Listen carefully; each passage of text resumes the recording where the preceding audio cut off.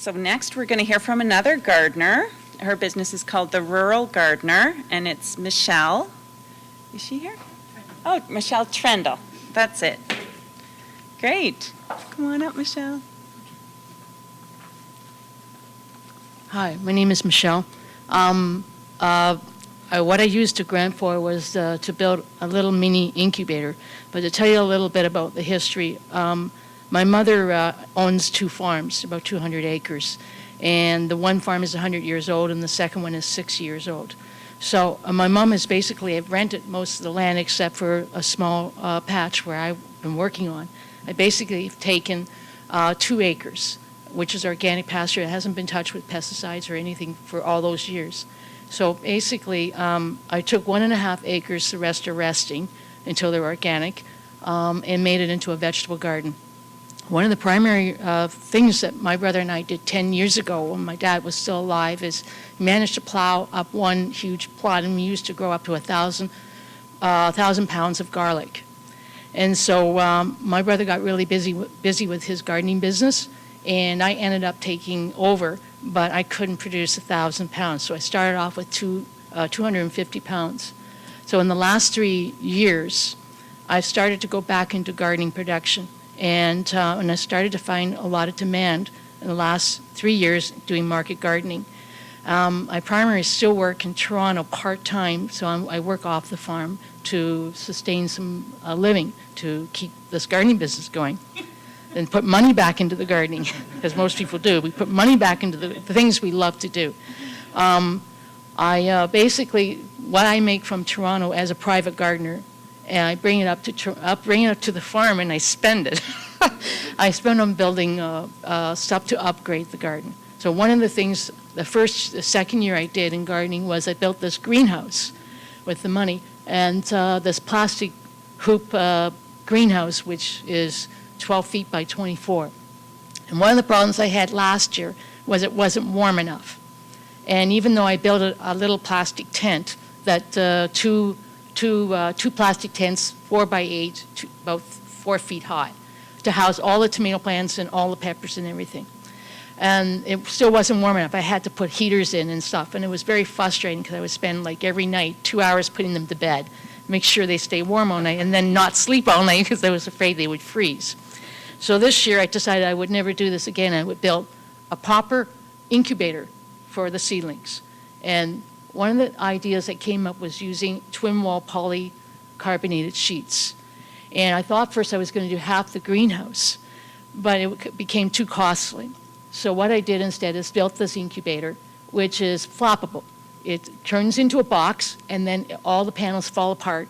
So in the summer, or in the daytime, the air could flow out, and then the heat wouldn't accumulate inside the box. And then at nighttime, we could close it all up, and it would stay warm.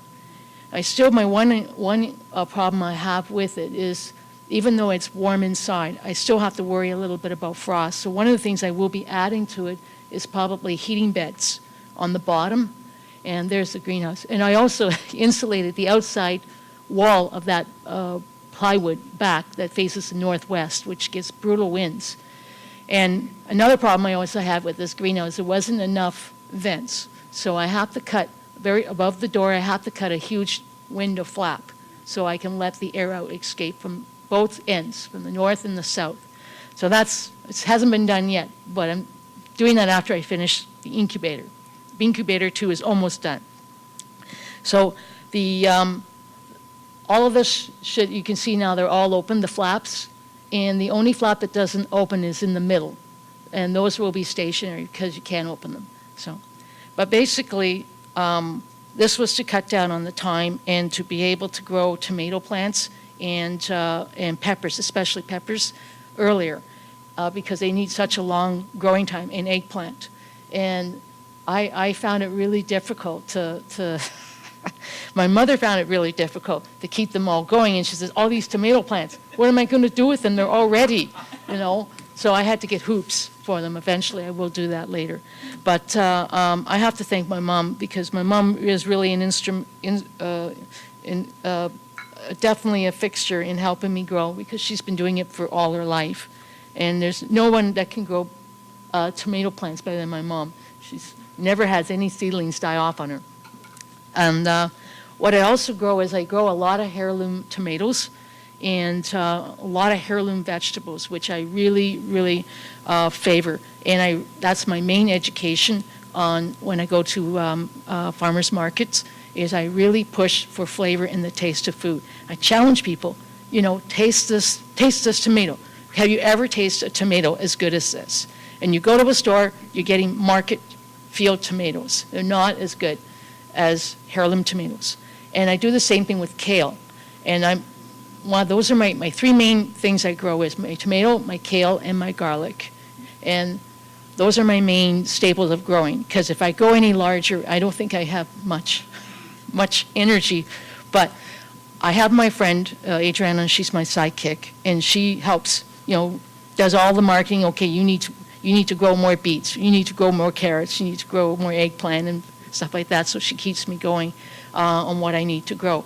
So it is small now. I'm hoping it'll grow bigger, but it takes a lot of time. And one of the things you have to start thinking, for me, because I work off, one of the things that is kind of coming to a point with me is you either have to come on the farm and work it all. With 200 acres, maybe in 3 years' time, you have to really develop a plan. If you can, do it. Live on the farm and do it well. And it's education forums like this and through Food Link that it takes the fear out of whether you can actually do it or not. And I really can't stress the importance of community and interaction with educated farmers and especially people who know ecological farming, that they're the inspiration for us young farmers. Well, I'm not so young, but for people who want to go back into farming. And I think that's really important that we have people ahead of us who can make a success of it. And that's really, really, really, really important. So I really thank Food Link for offering this kind of forum, because it really does inspire a lot of people that they can do it. So thank you.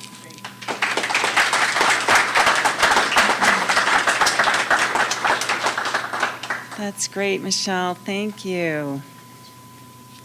So then you can see the great appreciation from all of the farmers that have been in the producer support program, and that's one of the really satisfying things about this work is that you give people a little bit of support and a little encouragement, and in this case a little bit of funding, and they do these amazing, amazing things, and it gives them a boost, and they just go with it because they're passionate about what they do, and they have so many great ideas, and they make all these amazing things happen. So it's been a really, really worthwhile, and it's so great to hear your stories.